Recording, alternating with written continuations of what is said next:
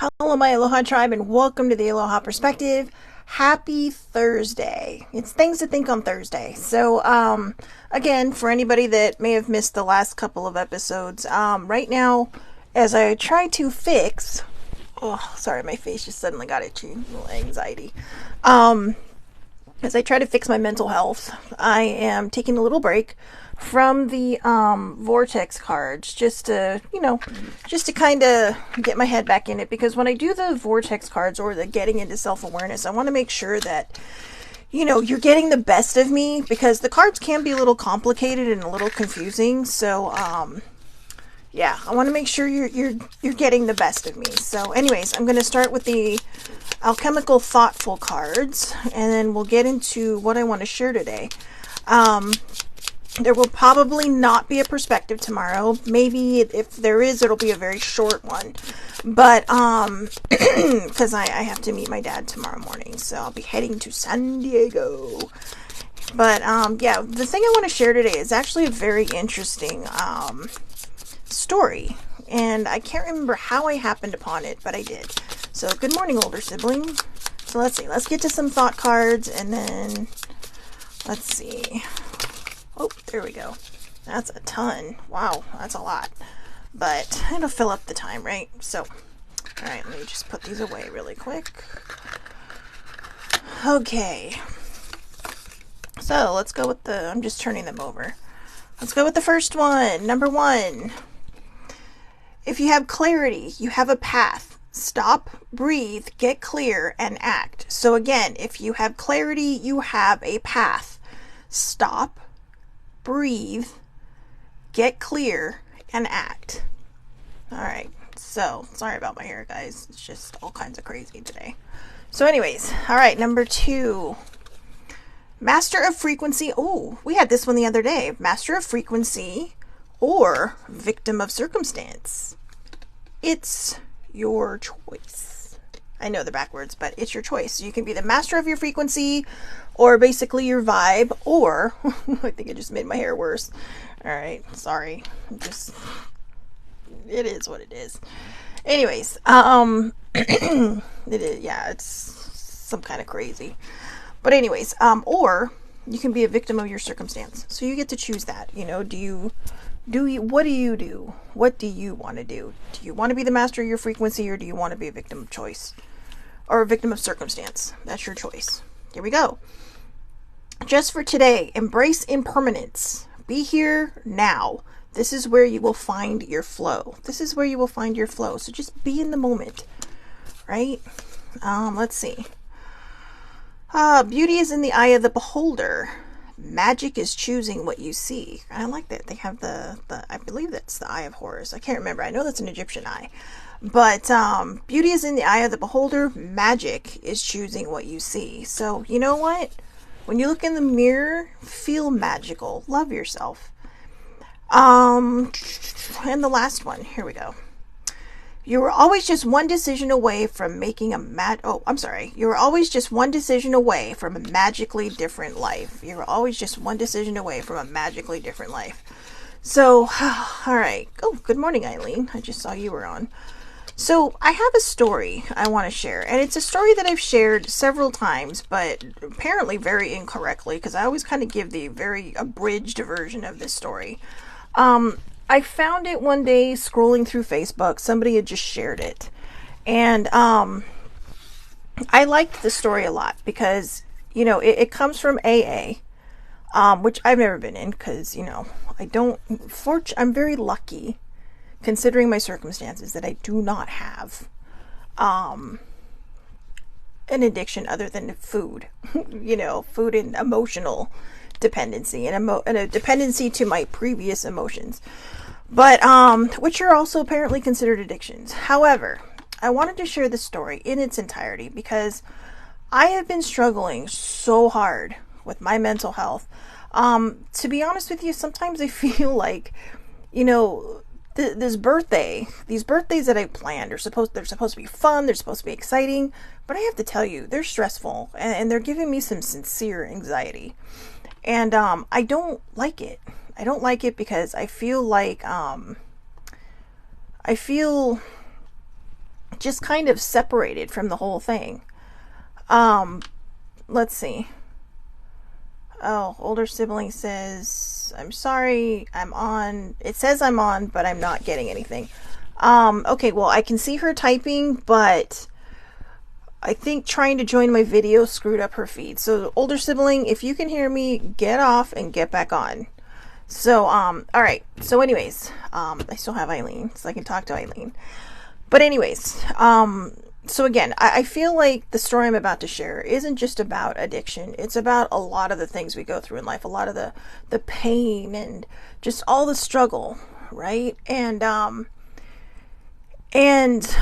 really kind of hope that this, transfers into what I'm trying to say. So again, this is the story of a chronic relapsing addict who fell into a hole and how he found his way out of a seemingly hopeless situation. Okay, so again, this is a story I'm sharing, and just don't listen to the story from the ears of a person who's struggling with an addiction. Listen to it as a person who maybe somebody that's going through something and you don't know how to help. And so we try all these different things and nothing seems to work. Sometimes they just need an ear. And like I said, I've been struggling so hard with my mental health. It's not even funny. And, it's just, the struggle has been real, which is why we're not doing the self-awareness cards right now, just because I need to make sure that I am at 100% when I'm doing those, 101%. So again, I have to read this, so just bear with me, please. A hopeless, chronic, relapsing alcoholic addict, that's a lot, right? So I'm just going to call him the addict, had fallen into a hole and could not find a way out. Friends and family heard the alcohol addict, I'm just reading word for word, crying out for help in a sincere and despairing appeal. I cannot go on like this. I have everything to live for. I must stop, but I cannot. You must help me. So they offered the addict frothy emotional appeals, bailed the addict out of trouble, and gave the addict a ladder to climb out of the hole with the chronic... Okay, I'm really sorry. I'm trying so hard to read this, but my brain is just... So... Please, please, please, bear with me. I'm going to try this again, all right? So, friends and family heard the alcoholic addict crying out for help in a sincere and despairing appeal. I cannot go on like this. I have everything to live for. I must stop, but I cannot. You must help me. So they offered the addict frothy emotional appeals, bailed the addict out of trouble, and gave the addict a ladder to climb out of the hole with. But the chronic relapser sold it to finance the next spree, only to realize afterwards that the hole was now deeper than ever. A doctor who was walking by heard the alcoholic addict crying out for help. Stopping the doctor, said, "Here, take these pills. It will relieve your pain." The doctor offered the addict methadone, Suboxone, and a whole plethora of antidepressants. The alcoholic addict took the pills and said thanks, but when the prescription ran out, the pills ran out, and the pain came back, and the addict realized that he was still stuck in the hole. A religious person happened to be strolling by and hearing the addict calling out for help, stopped and gave the addict scripture, replying, "Read the scripture while I say a prayer for you." The addict read the scripture while the religious person prayed, but the help was all faith and no works. And, there's a little bit of a grammar issue here in this. But the help was all faith and no works, and the addict realized he was still stuck in the hole. A renowned psychiatrist walked by and heard the addict pleading for help. He stopped and said, "How do you find yourself in that hole? Were you born there? Are your parents to blame? Tell me about yourself and your life in that hole. Will it alleviate your sense of loneliness?" So the addict talked with the psychiatrist for approximately an hour. Then the psychiatrist said he had to leave, but he would come back next week. The addict thanked the psychiatrist for his time, even though he was still stuck in his hole. Finally, a recovered alcoholic addict happened to be passing by and heard the poor man's cries for help. Right away, the recovered alcoholic jumped into the hole with him. The suffering alcoholic addict said, "Why did you do that? Now we're both stuck here in this God-forsaken hole." But the recovered alcoholic addict said with a twinkle in his eye, "It's okay, brother. I've been here before. I know the way out." So I know I kind of tripped over that story, but I'm going to put it in the comments because I think it's really helpful. And the reason I think it's really helpful is because it's exactly that. We're going to find people in our lives that have had the same experiences as we have. We're going to find people in our lives that have had similar experiences to what we have. And we're going to find people in our lives who have no clue what the hell we're going through. But that's just it. You had a doctor, here, take all these pills, see if it'll make you feel better. You had the religious person come by, here, let me pray for you. But this person who's in this hole is struggling so hard, it's hard for them to find their faith. So we can throw these things at them. You have a therapist that comes by. Now, I don't like the way they really talked about a therapist in this, but I understand. But for me, therapy has been therapeutic. It has been really good for my life. It's been very beneficial for my life. So, but it's also the same thing. If you're not ready for therapy, if you are looking for someone to really help you dig deep, you can find the right people. You do not have to stay with one person if you're not comfortable with them. But, it is, though, only 1 hour. You always know when you're getting near the end of the hour because you can see them either slowly looking at their watch or maybe they set a timer, but most therapists will let you know this is what they do. And it's not because they want to get rid of you. It's because they have someone coming in who also is struggling, who needs their help. So, try not to take that part too personally, but also just don't waste, if you're going to therapy, don't waste the time of sitting there for 10 fucking minutes going, I don't know, because you're wasting your own time. You're not wasting their time. They're getting paid. But you're wasting your precious minutes. 60 minutes, from 1 to 60, those are yours.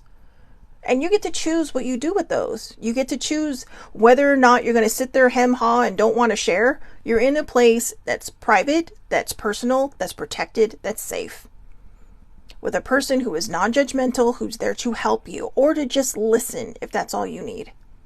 So you can waste your time at the beginning and then complain about it afterwards. Or you can just go in. I went in, guns blazing. It's like, let's do this. Let's do this. All right, because I just need to get all the shit out of me.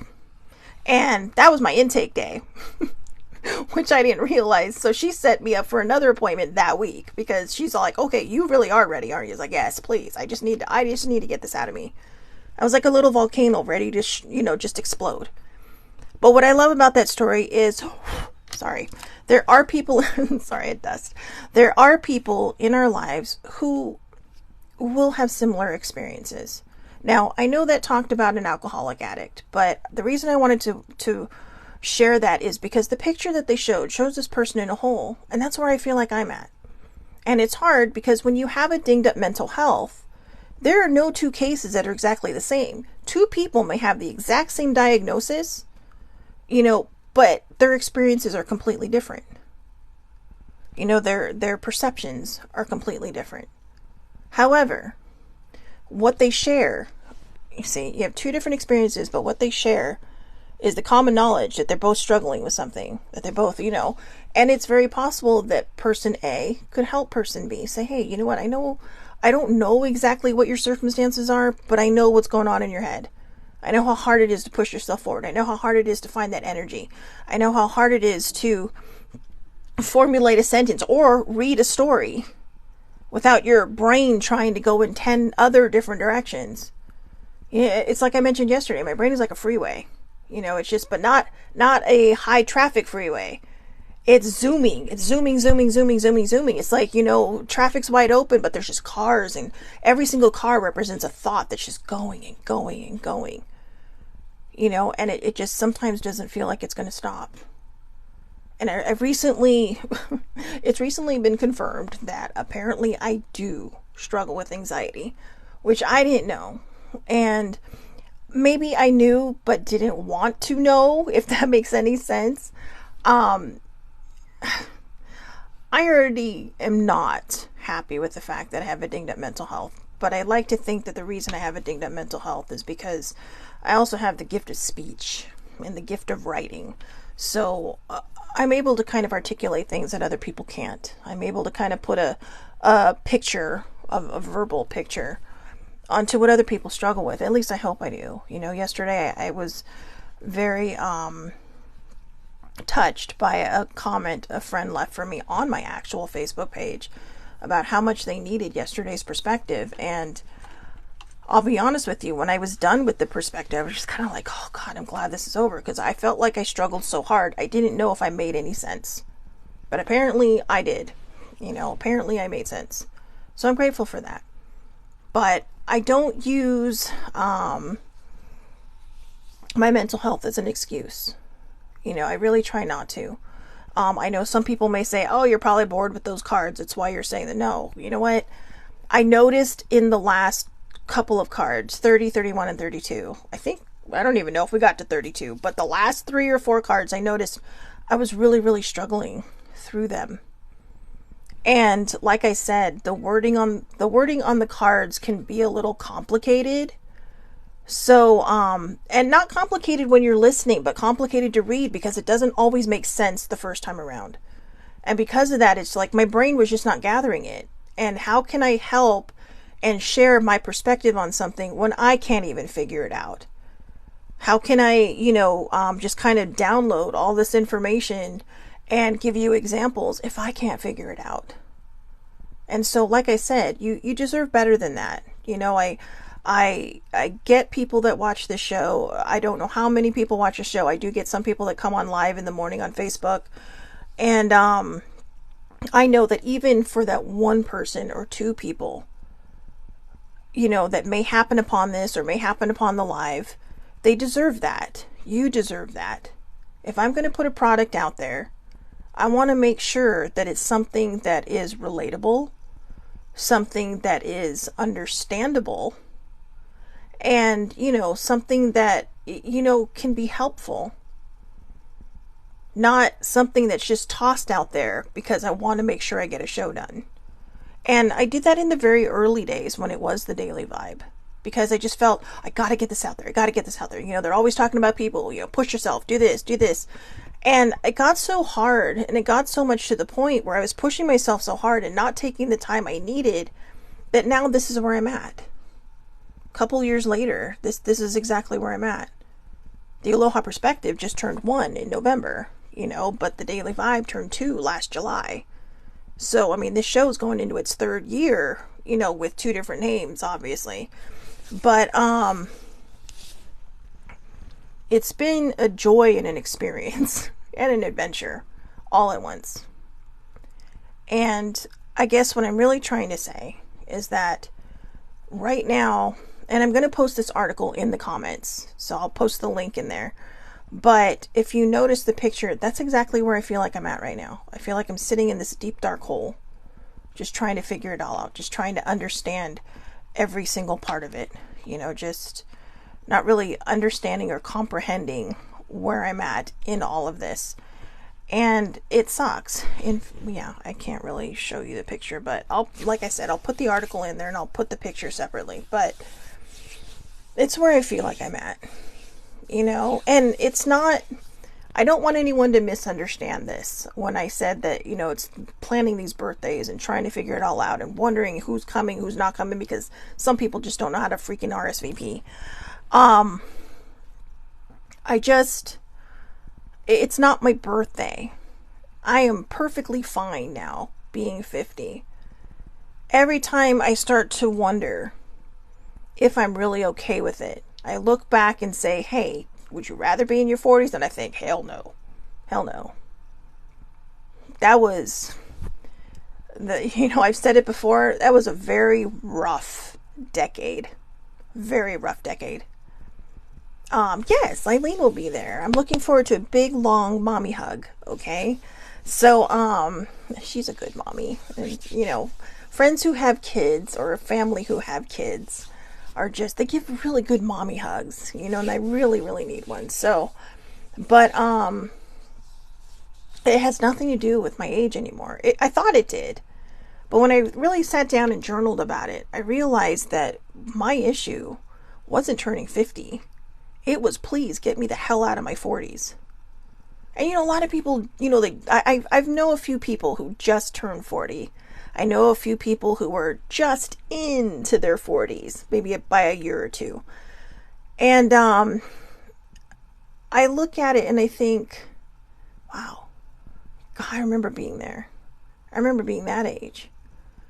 And I think about, the 40s my 40s weren't bad, but I really kind of ran into it, right? I ran into it with, the blinders on and everything, thinking, yeah, I'm out of my 30s, it's going to be great, blah, blah, blah. I don't know what my 50s are going to entail.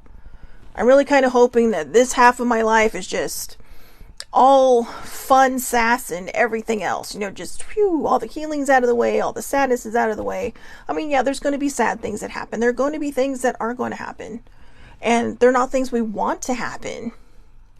But sometimes some things are inevitable. But when I really tried to take stock of my 40s and think, wow, how was this decade? I thought, wow, my 30s were much more fun. I mean, like I said, I had a lot of loss in the decade. A lot of loss. Not just people passing away, but my job that had been my whole identity for 15 years. Which also, I lost some people I thought were really good friends. And I guess, you're more coworkers and you didn't realize that. And, but I did keep a lot of good friends along the way as well. So that was a good thing. But you sit there and you start taking stock and you think, whoa. Now, what I want to clarify is, as much of a shit show as my 40s felt like it was also one of the best things that ever happened to me. Because I did heal. But healing is hard. Going into your shadow self, diving into the deep end, it's doing your shadow work. And I don't want to scare anyone, because I absolutely 100% think it's necessary, especially if you've had trauma. Doing shadow work felt like cave diving with a weak flashlight. All right, like spelunking with a like scuba spelunking, underwater cave diving with a very weak flashlight. But you learn to be resourceful. You learn to figure it out. And the reason I want to tell people that, and yeah, does it sound scary? Oh, heck yeah, of course it sounds scary. Because it was the scariest thing I've ever done in my life. Going internal, going inside of myself and pulling out all this shit, going into that scary garden and wondering, oh my God, I pulled up a flower with like thousands of spiders on it. Oh my God, no, right? That's what it felt like. Like, what am I going to pull up this time? Is it going to be scary? But you know what? It was okay. I survived. And I will say this, I don't think everybody survives their healing process. I would say probably, I don't have numbers on this, but it's that hard. However, that's the risk we take to get better. And my dinged up mental health is not as bad as it used to be. It's still there. It's still the same diagnosis. But I learned tools along the way to help me with these things. And I also learned, and this is the hardest part, because I'm like a let's get this done kind of thing. I mean, I'm the procrastinator of all procrastinators. But once I get rolling, it's like, yeah, let's just do this. But I also realized depression isn't like the blues. You can't just happy your way out of it. You can try, but you have to give yourself, it's like a wave or a roller coaster, kind of a roller coaster that keeps missing the station, and you just keep going and you keep going and you keep going and you keep going until you level out. And that's when your train pulls back into the, your little roller coaster train pulls back into the station, and you get off and you feel dizzy as fuck, because you're just like, holy crap, what just happened? Why did I ride that like 1,000 times? Because, sometimes you just, in the weirdest way this is going to sound, sometimes you just have to enjoy the ride. You just have to go with it. By trying to push myself out of all these things, I have put myself so far behind the 8 ball that it's not even funny. And now I'm playing catch up. I'm playing catch up on my mental health. I did not really give my diagnosis that much thought. I did not think it was that big a deal. I always thought it was run of the mill. Turns out it's not as run of the mill as I thought. It's not regular depression. It's major depressive disorder. Okay, major depressive disorder. And when I finally looked it up, and when I read the symptoms of that, and every single one seemed to hit home, I cried. Because I'm like, you feel damaged. You feel broken. You feel unlovable. You feel like, the whole world is going to pass you by because you're not good enough. And there's no age on that.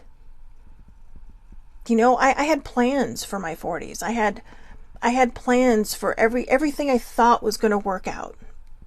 Everything I thought was going to happen. I thought maybe, this was the decade where, maybe I get married and have kids. It didn't happen. It didn't happen.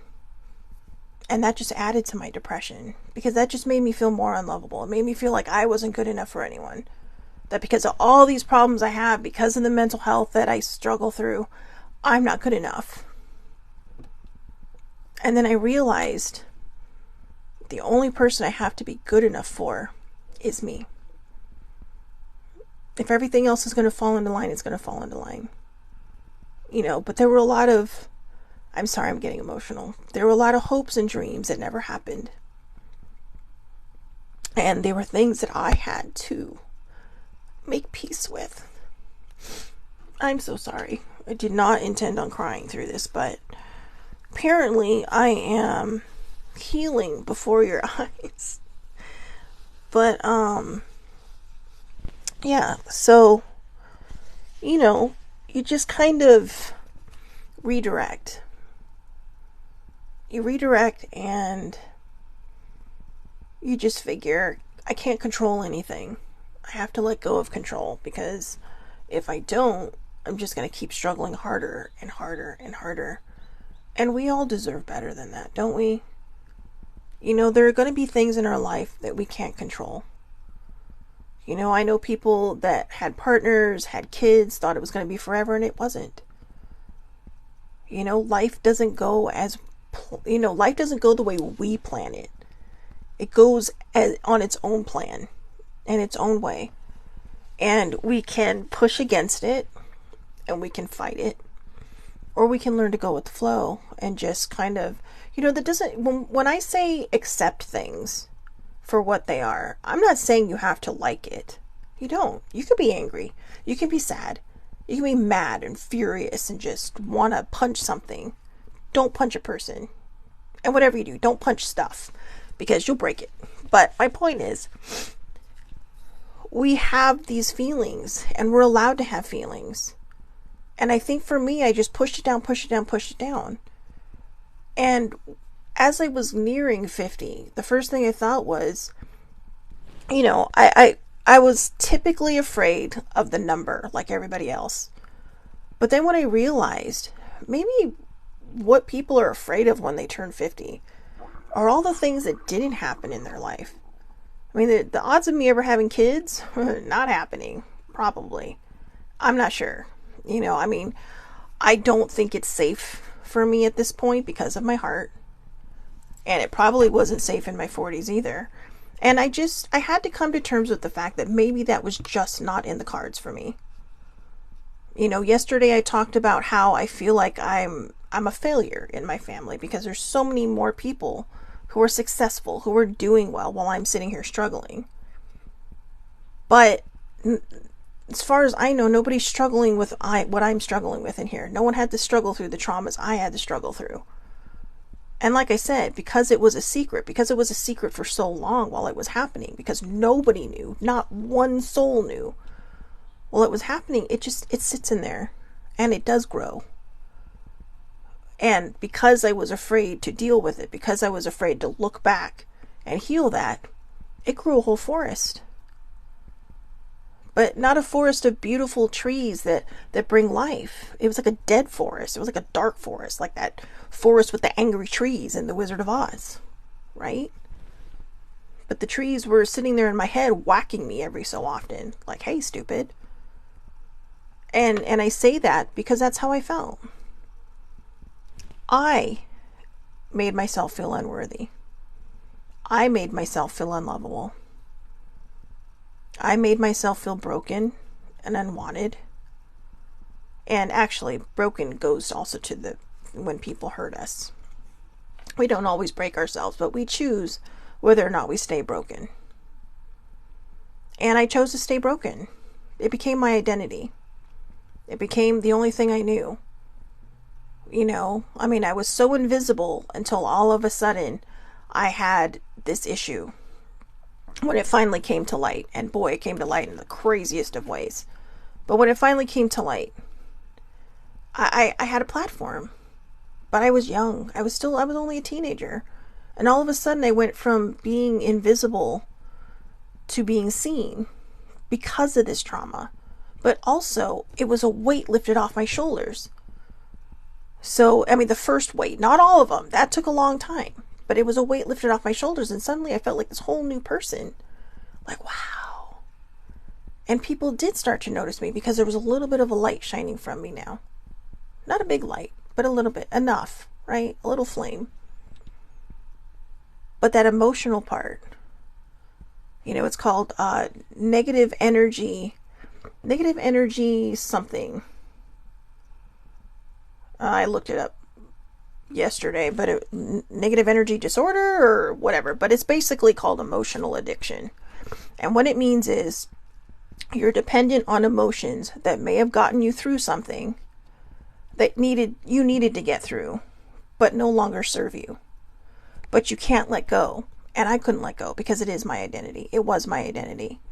And I say is and was because I don't think that was a purposeful thing. I think that's a Freudian slip because I don't want it to be my identity anymore, but it still kind of is. And so I'm working now to let go of that, to let go. I spent 4 or 5 years just straight healing. I spent the last 18 months to 2 years just really buckling down and doing the shadow work and doing all this stuff, doing the floof books. I'm on the 4th one. Just to get this stuff out of my way, to clear my path so I can see, what is it? What is that term? The forest.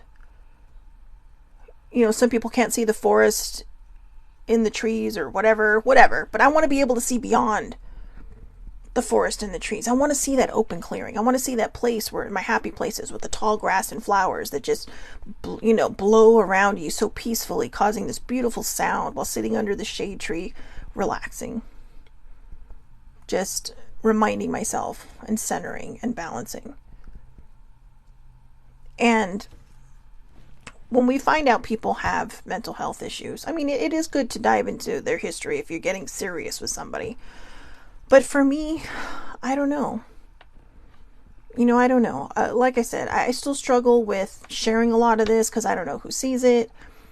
But, for the people who do, for the people who don't understand depression, we're still fun.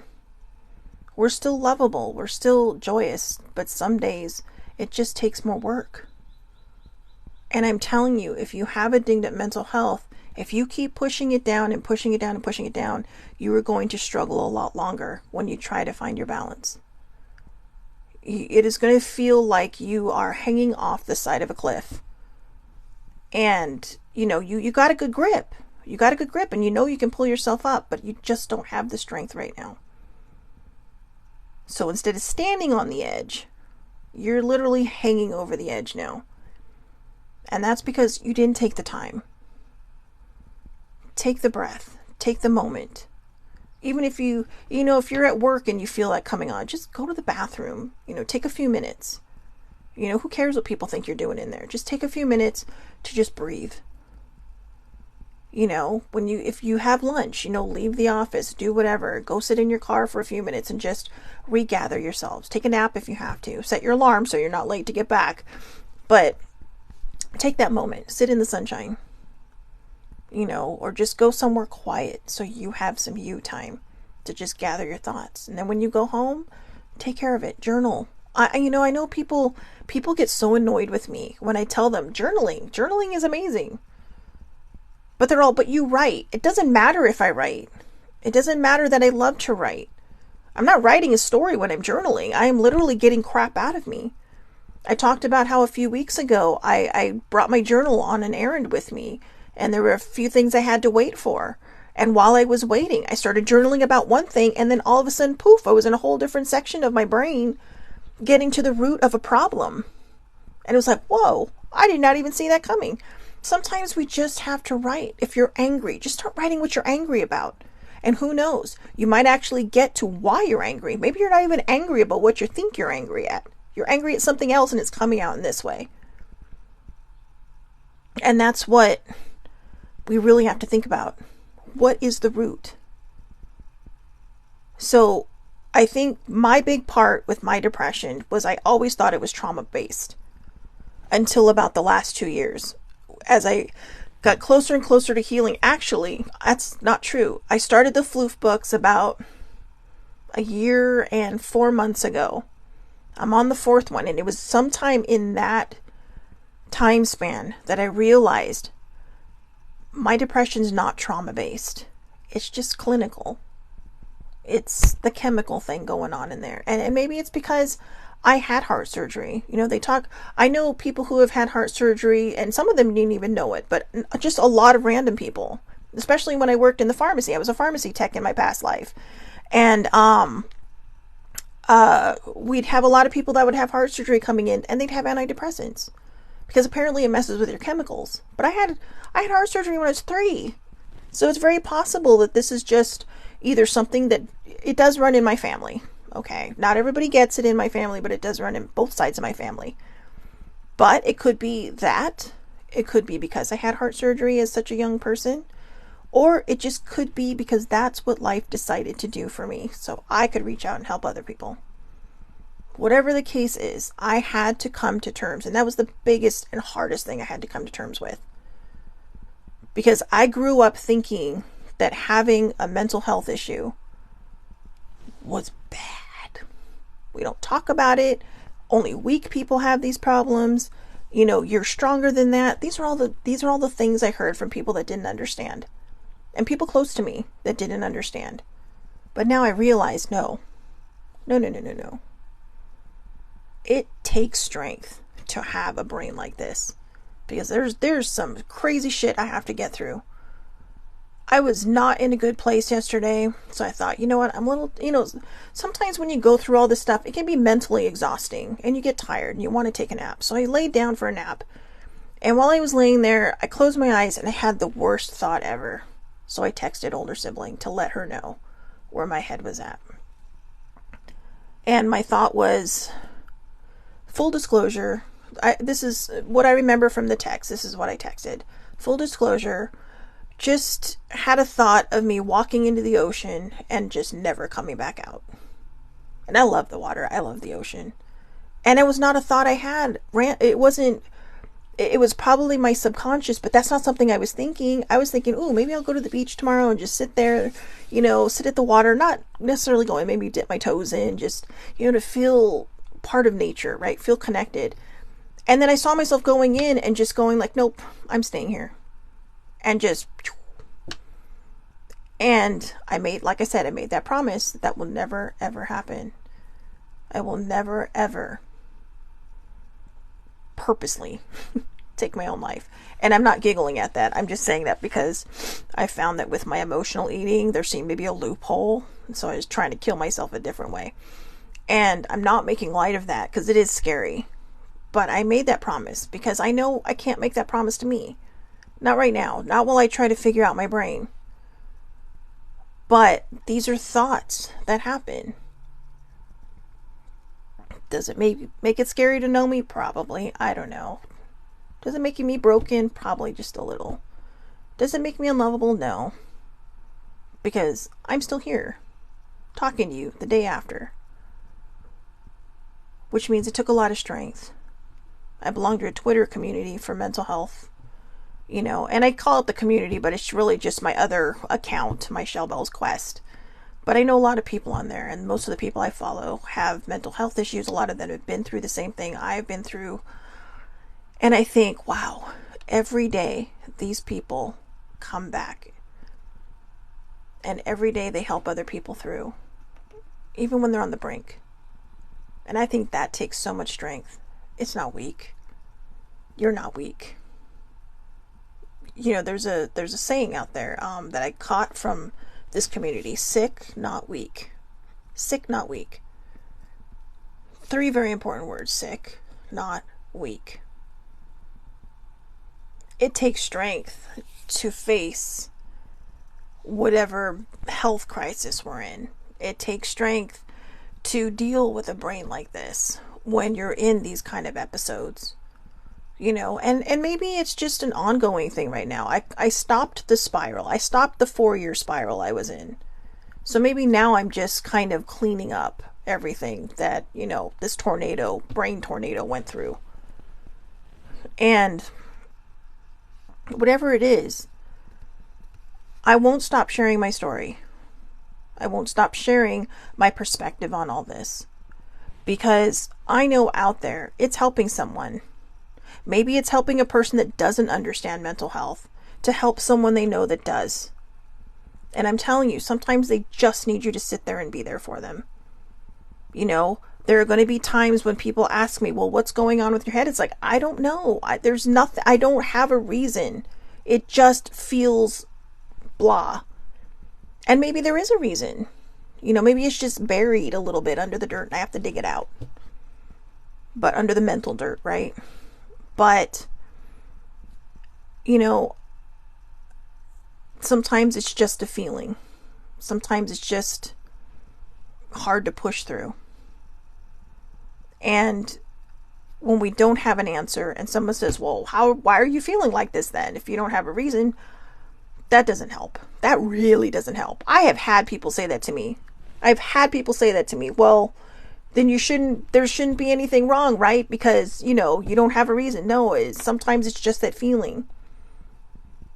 Maybe it's my subconscious. Maybe it's just the imbalance of the day. Maybe my meds aren't working as well as they're supposed to be. My antidepressants are going, hey, we're taking the day off today. Maybe it's something that was triggering, but you can't put a finger on it because you've healed so many things. I've healed so many things that when I get triggered, it's like, oh my God, what was it? So now I just kind of look, I don't know what the trigger is, but you need to hit the bricks. All right. Cause I got enough to deal with.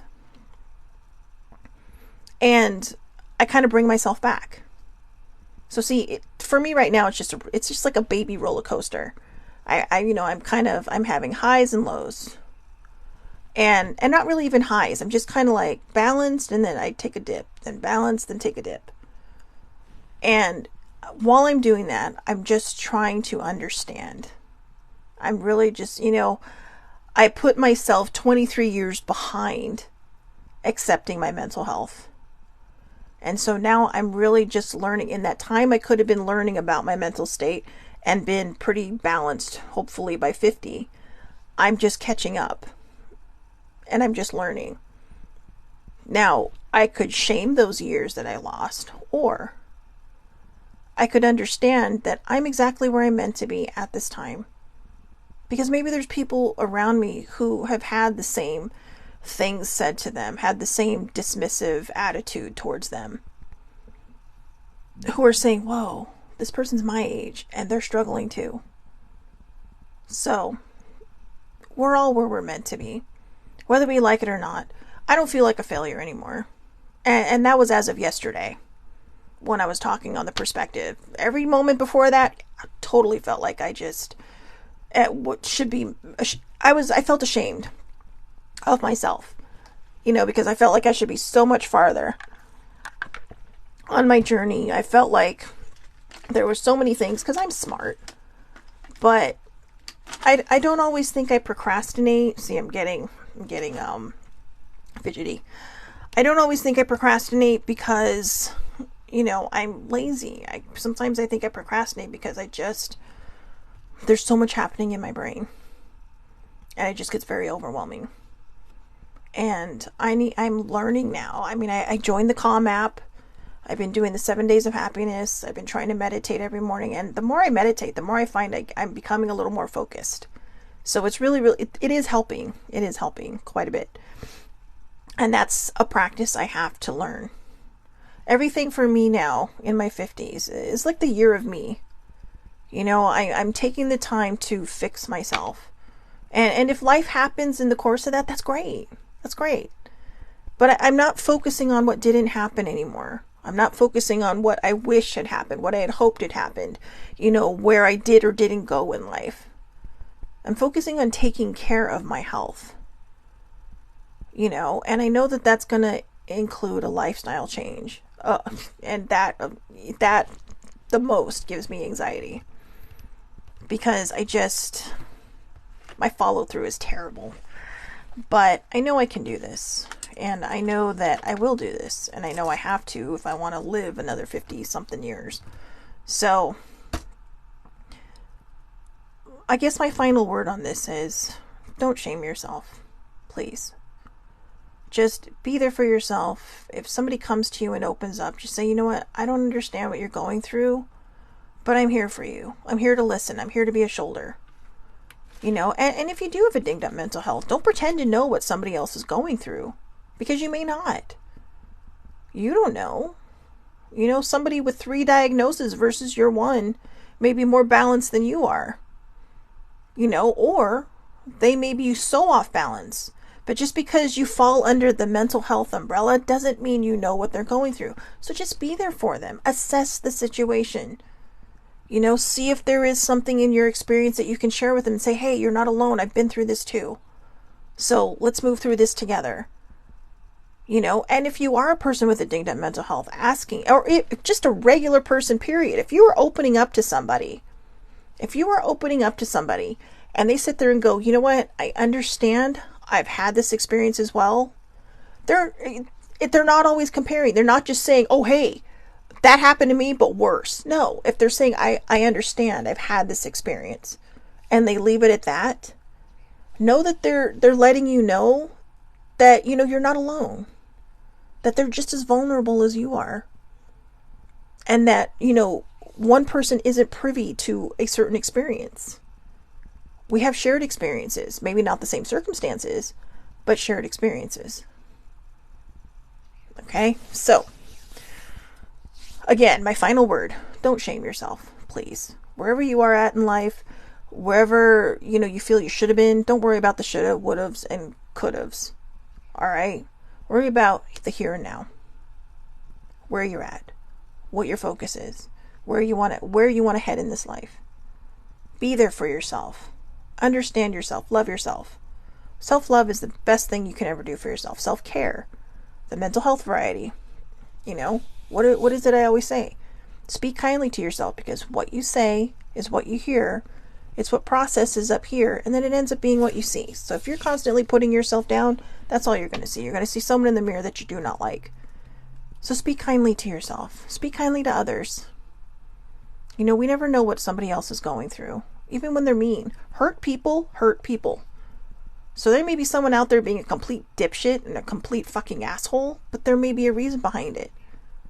Or maybe they're just that kind of person. If they're just that kind of person, you need to walk away. You need to get out of that toxic stuff. But if it's uncharacteristic for somebody maybe there's something hurting them, or maybe there's something triggering them and they have no idea what it is. We're all going through something. But that doesn't make us unlovable. It doesn't mean we're broken. Maybe a little fractured. But we get to choose how we fix ourselves. We get to choose how we move forward in life. All right. So I hope everybody has a wonderful, wonderful day. Still not sure if I'm doing a perspective tomorrow, just because like I said, my brain is not in the best of places. So I may be like, I'm just going to pack tomorrow before I go to my dad's house, which means no perspective. But right now, I'm not really sure. So if you see me on, please pop in, join me, whatever. If you don't, have a wonderful weekend. I will see everybody back here on Monday. So either way, 8:30 a.m. Pacific Standard Time, Facebook Live. All lives are public. You can find it under Shelly Marie Lucas on Facebook, or you can go to my YouTube channel or my Facebook page, both under the Aloha Perspective. I finally got the videos to download, so Tuesday and Wednesday are up now on YouTube and on Twitter. And you can find me on Twitter, GoalieFan1973, or at Shellbell's Quest, which is where I have my mental health community. I'm currently not doing any TikToks or Instagram posts, because those are short ones. Instagram went back to its whole short format. But I'm not doing the cards right now. So, trying to fit my thoughts into 1 minute or 2 or 3 minutes, it doesn't happen right now.